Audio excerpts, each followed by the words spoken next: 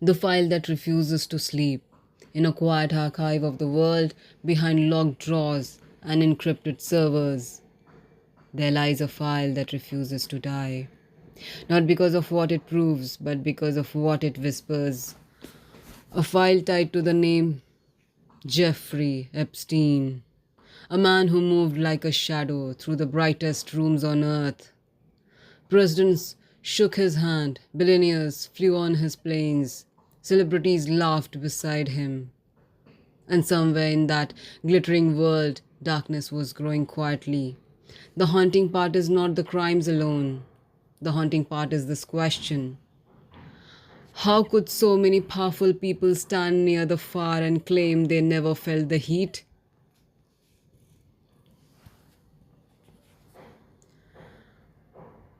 Power changes the air around a person.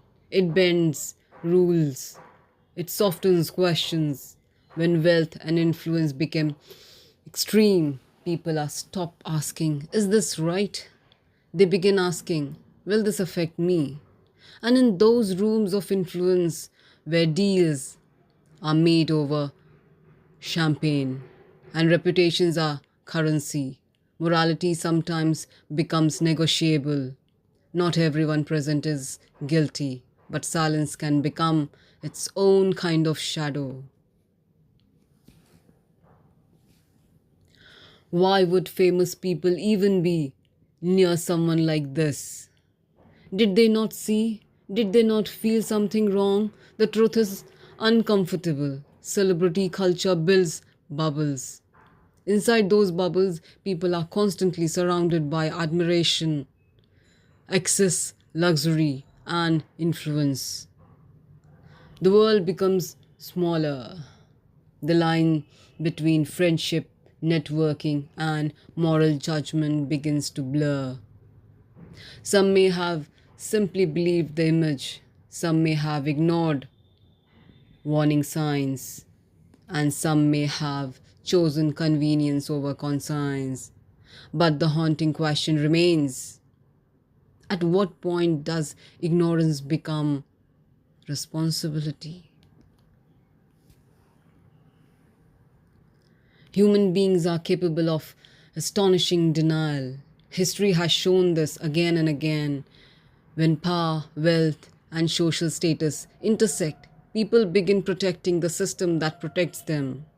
A dangerous thought appears: if I ask too many questions, I might lose my place here. And so, silence spreads, not loudly, quietly. One person avoids confrontation, another convinces themselves it's none of their business. Another assumes someone else will speak. And suddenly, an entire network of powerful people exists inside a collective silence. This is the question that echoes in many minds. Were these people heartless, unethical, disconnected from their own souls? The answer is more disturbing than simple evil. Many people do not wake up intending to be villains. Instead, they slowly compromise. Small rationalizations, small blind spots, small moments of looking away, until one day they are standing near something monstrous and telling themselves, this isn't my responsibility. But souls remember. Even when reputations survive, even when careers continue, even when courts never call their names, the soul keeps a ledger that no public relations team can erase. Lost in the noise of powerful names are the voices that mattered most. Young lives, broken trust, dreams that should have been ordinary school, friendships, futures, but instead became testimonies and court files. Their stories are the real ghosts of this case. They are the reason the files keep breathing. They are the reason the world keeps asking questions. In 2019, inside a cell in New York, Jeffrey Epstein died, officially ruled a suicide, but the circumstances ignited global suspicion. Some believed justice had been stolen, some believed powerful secrets had been buried up forever, and the haunting question grew louder. What truths died with him? But recently we have seen in few media reports that he is alive.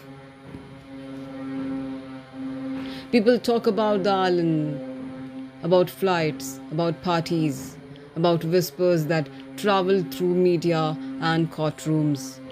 But the island is not the real story. The real story is how systems of power sometimes fail to protect the powerless, how influence can delay justice, how wealth can bend attention, and how truth can take decades to surface. This case is not only about the man. This case is not only about one man. It is about the soul of society. When power protects itself, when victims struggle to be heard, when fame shields accountability, something inside the collective conscience begins to rot. But there is another side too. Journalists who refused to stop digging, survivors who refused to stay silent, investigators who kept reopening doors. Truth has a strange persistence. It may be delayed, but it rarely disappears forever. Today, the files still exist. Court documents, depositions, investigations. Some names proven innocent, some questions unresolved, but the haunting remains. Because this story forces humanity to look into a mirror, not just at criminals, but at the systems that allow darkness to stand inside rooms filled with light. And somewhere in a quiet archive of the world, that file still waits. Not for revenge, not for headlines, but for something for rarer. A world where power never outruns conscience.